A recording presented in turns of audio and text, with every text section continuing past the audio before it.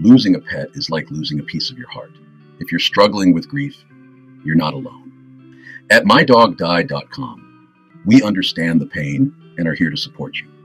Visit us today and find comfort, guidance, and a community that cares. We received a letter from someone who has lost their pet and have allowed us to share their story so that it will help other listeners deal with the loss of their pet. I've read thousands of stories on mydogdied.com, tales of love, healing, grief, and transformation. But there's one story that has stayed with me like a shadow at sunset. It's the story of Chris and his dog, Storm. Chris is a 45-year-old Marine veteran from Encinitas, California. He served 3 tours in the Gulf War, a place where survival was a daily miracle and trust was the rarest currency. While overseas, Chris was assigned a German Shepherd named Storm, a lean, intelligent, fiercely loyal dog trained for combat support. Storm wasn't just a service animal. He became Chris's anchor, his confidant, and his guardian. Chris told me Storm didn't flinch at gunfire, didn't hesitate at explosions. But more than anything, he knew when I was falling apart inside. Even before I did, after Chris's final deployment, he brought Storm home with him. That decision, while unconventional, was approved because of the bond they had developed. There was no separating them. They were brothers in arms, and more importantly, brothers in spirit. Back in Encinitas, life didn't snap back to normal. Chris struggled with PTSD. Crowded spaces triggered his anxiety. Sudden noises made him drop to the ground. Sleep came in broken fragments, and the memories of war haunted every quiet moment. But Storm was there through all of it. He would put his head on my chest when I was having a panic attack, Chris said. He could sense it before I even knew it was happening. His presence alone could pull me back.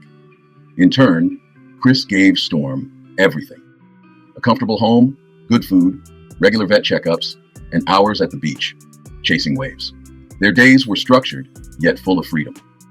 Chris began to heal, slowly, in the rhythm of a life shared with someone who never asked questions, never judged, and never left his side. Over the years, Storm aged as dogs do. His muzzle turned gray. His gait slowed, but Chris didn't notice it much at first. Storm still wagged his tail with the same fire he had in Iraq. But then came the day when Storm struggled to climb the stairs. Then the x-rays showed hip dysplasia.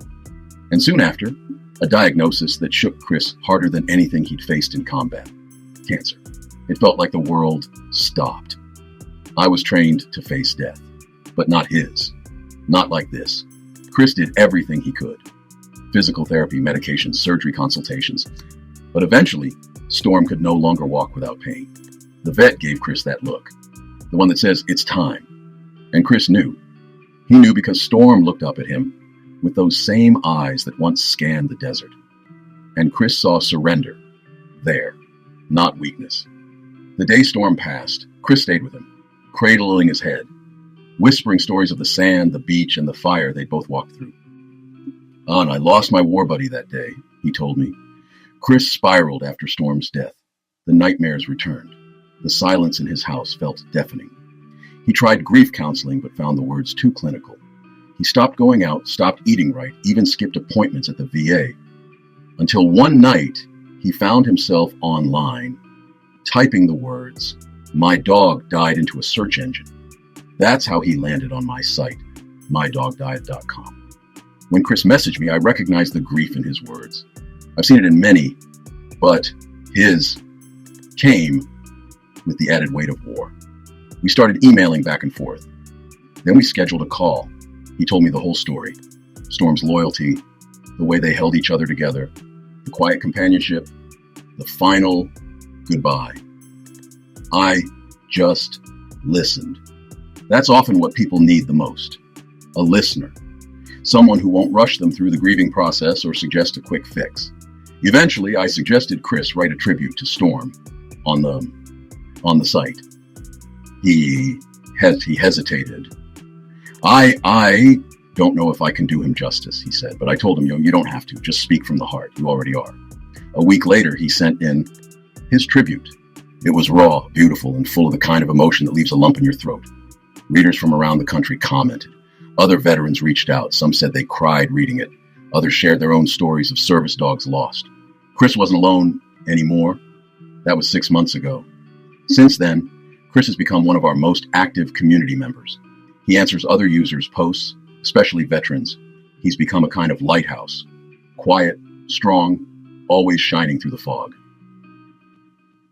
Just last week, he told me, Storm saved me twice, once in combat and once in death. If I hadn't found your site, I'd still be drowning.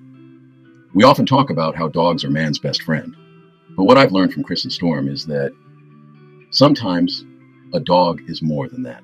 Sometimes they're the bridge back to humanity, the steady heartbeat in a world that feels chaotic.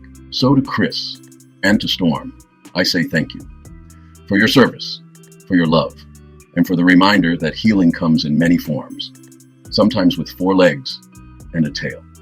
Your love for your pet never fades, and neither should your support. If you're grieving, don't go through it alone.